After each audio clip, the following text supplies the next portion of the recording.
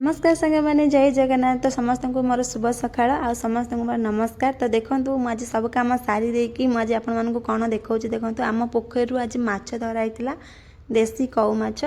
तो आज आम शाशु सब माछ माने पोखर बोई नहीं आई तो से माछ जाक अलग अलग रखा कहीं पानी रखिले किसी माछ बंचो आउ कि माछ आम घरे सब रोषे हम खावाई सबू एक देसी कौ माछ। तो किसी माछ पानी आम बंचे देचु आउ एतिके माछ छोट छोट कौ देसी कौ माछ पोखर पूरा धराई तो सेटा आज मु काटी पारेनी माछ बोली मो सासू माँ काटु दियंती। तो माछ कटा सारा पर मु भाजी नेबी माछ भजा। तो एठी मु रोषे पे प्रिपेयर लगी देछि आउ माछ भजा बसई देछि।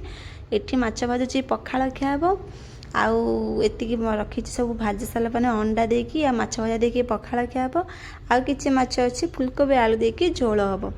तो ये सब चली रोषे प्रोसेस चलती देखु मु रोषे बर्तमान सरला तरकारी प्रथम खत्म है। तो सब पखाड़ खाइबा आउ माछ भजा लगे आम कौन खाऊ माछ भाजिक खिया चलती कौन खाऊ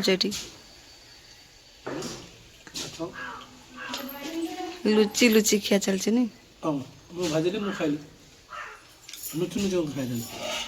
पखाड़ खियाब सब जा माछ खाई दे पखाड़ खियाब रखिदियो।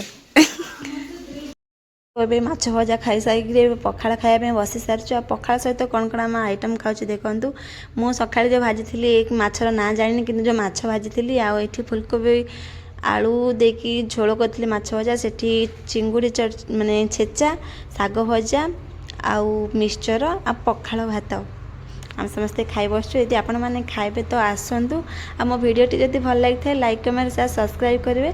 रहुछि नमस्कार जय जगन्नाथ।